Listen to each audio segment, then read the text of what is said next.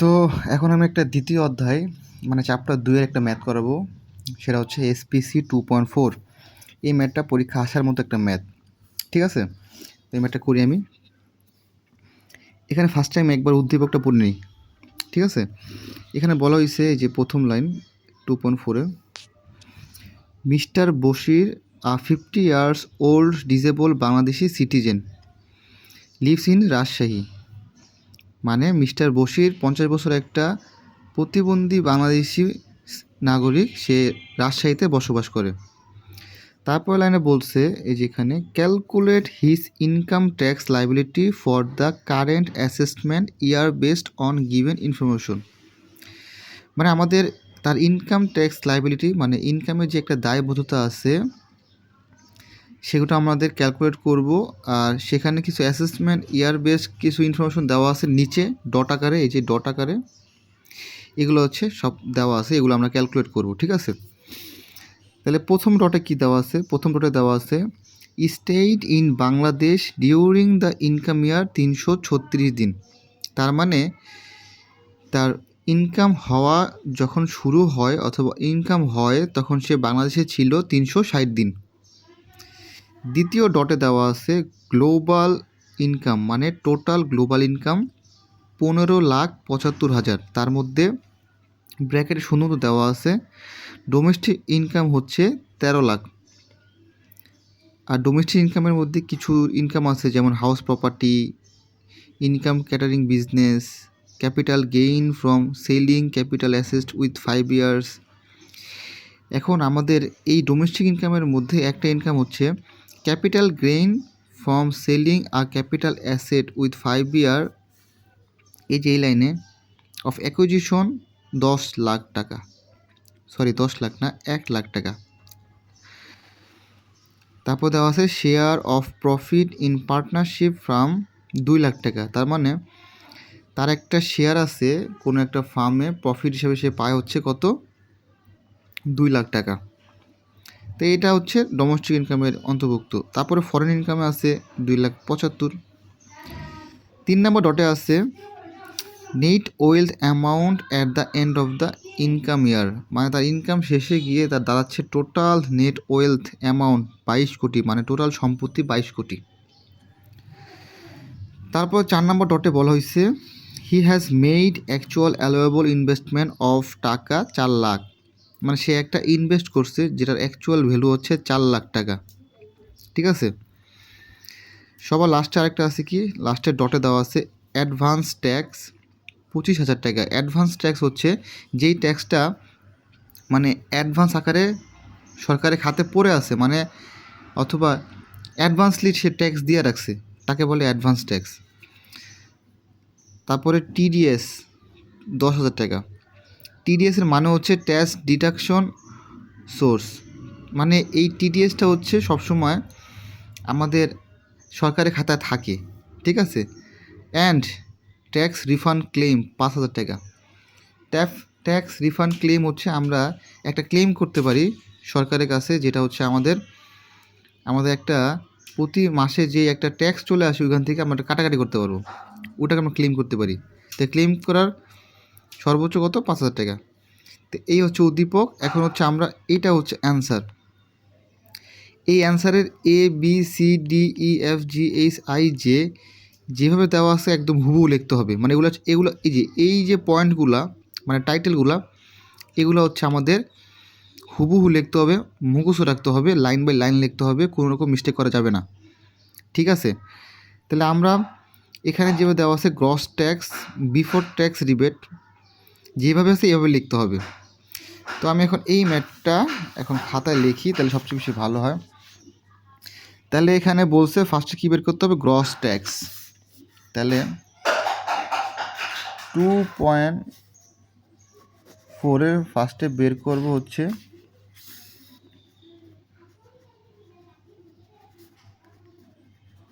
Gross tax. Gross tax বের করতে হলে আমাদের আগে হচ্ছে বুঝতে হবে যে মিস্টার বশির সাহেব সে কি রেসিডেন্ট, আর তার উপরে কত টাকা পর্যন্ত হচ্ছে কত টাকা পর্যন্ত হচ্ছে ট্যাক্স 0%, এটাকে বুঝতে হবে। তাহলে আমি একটু ছোট্ট করে পাঁচ দেওয়া একটু সবসময় মনে রাখতে হবে, তার যে টোটাল ইনকামটা মনে রাখতে হবে 15,75,000 টাকা। তো মিস্টার বসি হচ্ছে 50 বছর, তার মানে সে এখন সিনিয়র সিটিজেন হয় নাই।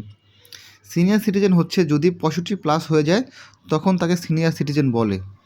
যেহেতু সে সিনিয়র সিটিজেন হয় নাই, তার মানে সে হচ্ছে পুরুষ মানুষ, তার জন্য হচ্ছে 3.5 লাখ টাকা পর্যন্ত 0% ট্যাক্স, ঠিক আছে। কিন্তু এখানে আমরা যে উদ্দীপকে দেখতে পাচ্ছি মিস্টার বশির 50 বছর একজন ডিজেবল পার্সন, মানে সে একজন প্রতিবন্ধী। প্রতিবন্ধীদের জন্য 4,75,000 পর্যন্ত 0% ট্যাক্স। তো সেটা আমি লিখলাম, যেহেতু সে প্রতিবন্ধী 4,75,000 হচ্ছে 0% ট্যাক্স। তাহলে কত হয় টাকা 0। তার টোটাল ইনকাম ছিল কত, এখানে একটু লিখে ফেলি, 15,75,000, এটা মনে মনে রাখলাম।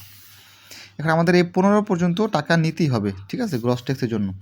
তো এটা একটা সূত্র, ঠিক আছে, 1 লাখ আরও যোগ হবে আর এখানে 5% করে বাড়বে। তাহলে 1 লাখে 5% হলে হয় 5,000 টাকা। সূত্র অনুযায়ী আবার 4 লাখ নিব, এখানে 5 বাড়বে 10%, 4 লাখে 10% হচ্ছে 40,000 টাকা। আমাদের টোটাল 15 লাখ পর্যন্ত এই টাকা বাড়াতে হবে, মানে 15 লাখ পর্যন্ত। এখনও কিন্তু হয় নাই। 4 লাখ, 1 লাখ, কত 5 লাখ, 4 লাখ, 9 লাখ হয় নাই। সূত্র অনুযায়ী আমি হচ্ছে এখন নিব কত, 5 লাখ। এখানে 5% বাড়বে আবারও। 5 লাখে 15% নিলে হয় 75,000, ঠিক আছে। কত হইল, 4 1 5 5 4 9 9 5 হচ্ছে 14,75,000 টাকা, মানে কত, আরও 1 লাখ শর্ট পড়তেছে। তাহলে আমি 1 লাখ লিখে ফেলি, এখানে হচ্ছে 20%। 1 লাখে 20% করলে হয় 20,000 টাকা। তা আমাদের হয়ে গেছে, এখানে 15,75,000 পর্যন্ত হয়ে গেছে। তার মানে আমাদের এখন থামতে হবে। তাহলে আমাদের এইটা হচ্ছে যোগ করতে হবে, এটা যোগ করলে হয় 1,40,000। তাহলে আমরা বলতে পারি আমাদের গ্রস ট্যাক্স কত, 1,40,000। এ নাম্বার শেষ। বি নাম্বারটা বের করতে হবে ট্যাক্স রিবেট।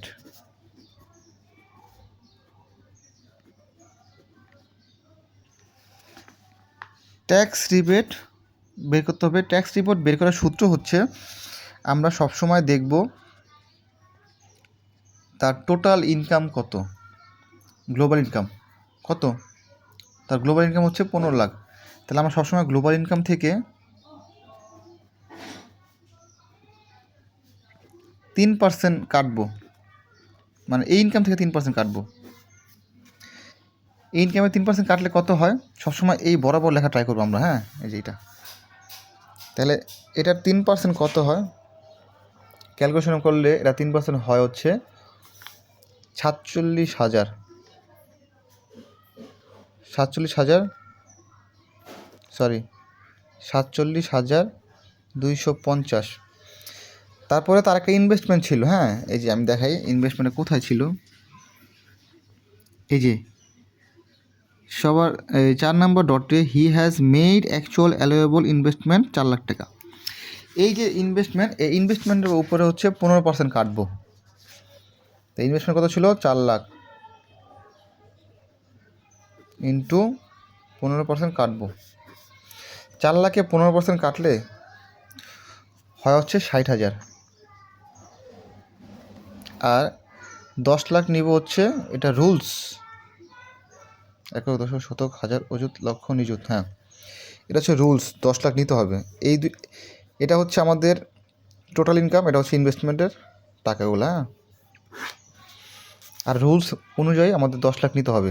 এখন এই তিনটার মধ্যে সবচেয়ে ছোট কোনটা, 47,250 সবচেয়ে ছোট, ওটা হচ্ছে আমাদের এলিজিবল অ্যামাউন্ট এলিজিবল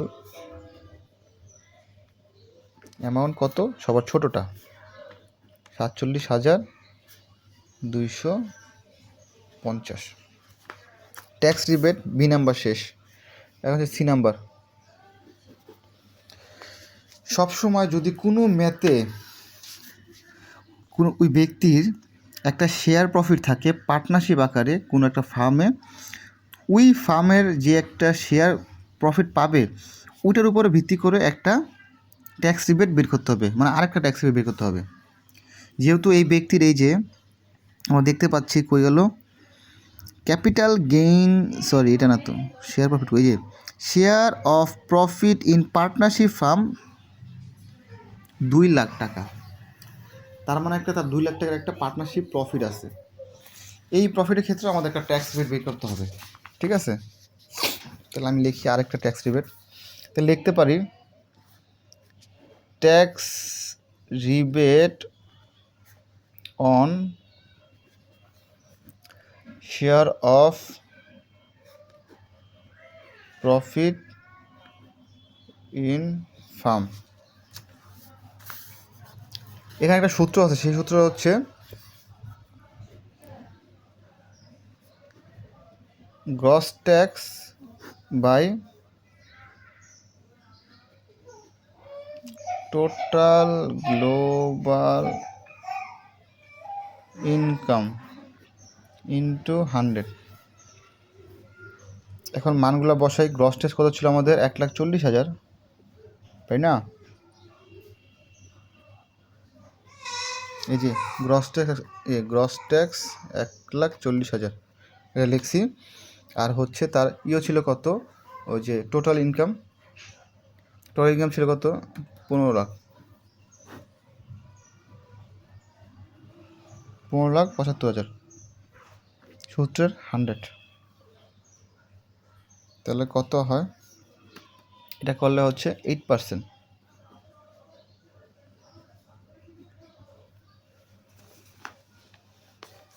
তাহলে আমি বলতে পারি এখানে লেখা যাচ্ছে না,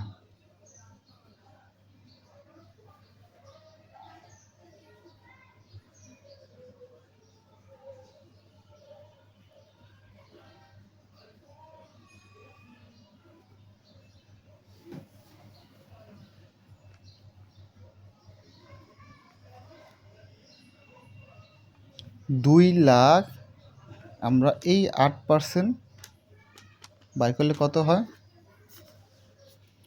17,000। এখানে লিখলাম, হ্যাঁ আচ্ছা এই লাইনটা নিচে মানে এই বরাবর হবে, জায়গা নেই তো আসলে, এটা ছোটো করে লিখতে হবে আমাদের। আর এই বরাবরগুলো এমন করে লিখতে হবে। এখানে লিখলাম 17,780 শেষ। তাহলে gross tax rebate share profit by করলাম। এখন হচ্ছে 3 নাম্বার শেষ। 4 নাম্বার হচ্ছে বের করতে হবে হচ্ছে আমাদের নেট ট্যাক্স, সূত্রের নেট ট্যাক্স। এটা মুখস্থ রাখতে হবে, হ্যাঁ কী বের করতে হবে এটা মুখস্থ রাখতে হবে। নেট ট্যাক্স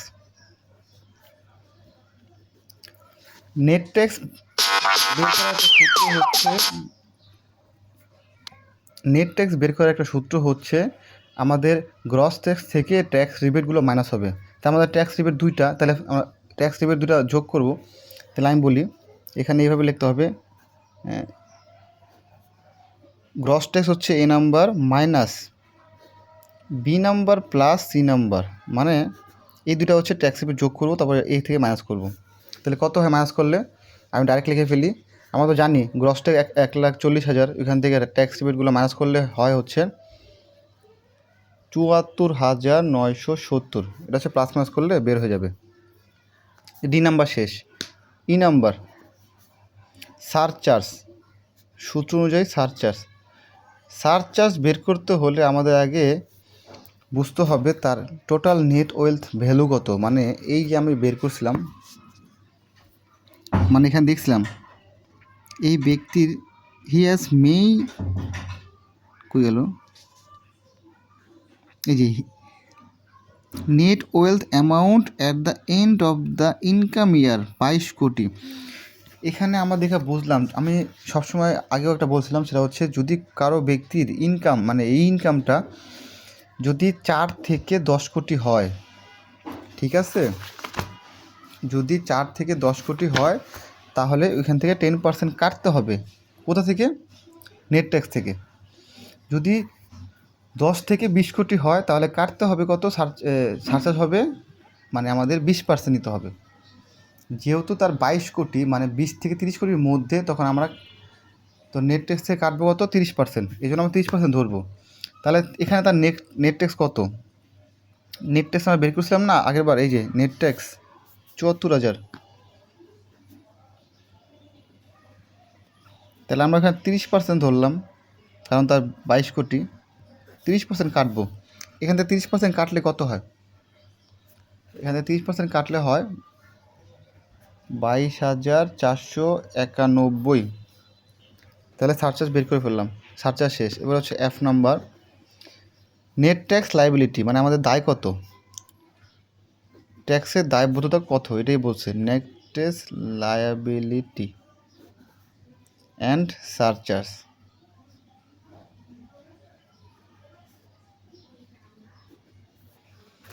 এটা বের করার একটা সূত্র হচ্ছে আমাদের নেট ট্যাক্স, এই যে নেট ট্যাক্স আর সারচার্জ দুটো যোগ করতে হবে।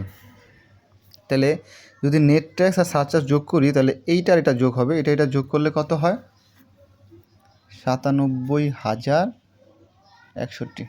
এটাই হচ্ছে আমাদের net tax liability and surcharge, ঠিক আছে? দুটো যোগ করলাম, শেষ। F নাম্বার শেষ। এই তারপরে ওগুলো সব সোজা, মানে শুধু আমার মতে এই অঙ্কে A নাম্বার আর B নাম্বার C নাম্বারটা বের করা একটু কঠিন, যদি কেউ না বুঝে তখন ঝামেলা।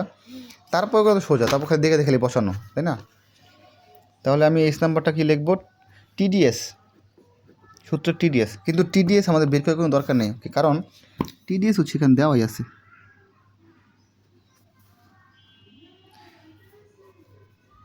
সরি, TDS আগে তো অ্যাডভান্স ট্যাক্স আছে, তো এইটাকে লিখতে হবে, সরি। তাহলে অ্যাডভান্স ট্যাক্স কত দেওয়া আছে? 25,000। আর এগুলো সব মাইনাস আকারে লিখতে হবে, ঠিক আছে? আর এই ব্র্যাকেট দেওয়া মানে মাইনাস। এই অ্যাডভান্স ট্যাক্স, TDS এগুলো সব মাইনাস আকারে লিখতে হয়, কারণ এগুলো আমরা মাইনাস করবো, ঠিক আছে? তো H নাম্বারে অ্যাডভান্স ট্যাক্স, G নাম্বারে TDS দেওয়া ছিল, এই যে এখানে দেখাই, TDS কত? 10,000। এটাও মাইনাস আকারে, হ্যাঁ। তারপর হচ্ছে I number, tax refund claim করছিলাম না একটা, বলছিলাম যে দেওয়া আছে ট্যাক্স রিফান্ড ক্লেম কত ছিল? 5,000। এটা মাইনাস হবে, হ্যাঁ। এখন হচ্ছে আমাদের লাস্টের ম্যাথ, প্রায় শেষ, লাস্টের পয়েন্ট। এই যে advance tax, TDS, tax refund claim, এই তিনটা হচ্ছে মাইনাস হবে নেট ট্যাক্স লাইব্রেরি থেকে। তাহলেই আমাদের অ্যাকচুয়াল একটা অ্যামাউন্ট আসবে, ওইটা হচ্ছে আমাদের পেইড করতে হবে, মানে ট্যাক্স দিতে হবে। তাহলে এই তিনটা যোগ করব, তারপরে এটা মাইনাস করব, করলে কত হয়? সেটা হচ্ছে আমাদের অ্যামাউন্ট পেইড উইথ, আরে কী লিখছি, রিটার্ন দেবো, রিটার্ন কত হয়? 57,000। ডাইরেক্ট ক্যালকুলেটার মারছি, ঠিক আছে? ম্যাথ শেষ। আর ম্যাথ শেষ হলে সবসময় এরকম দাগ দিতে হয়, হ্যাঁ, এভাবে একটা দাগ দিতে হয়, মানে ম্যাথ শেষ, মানে আমাদের 2.4 ম্যাথ শেষ, ঠিক আছে?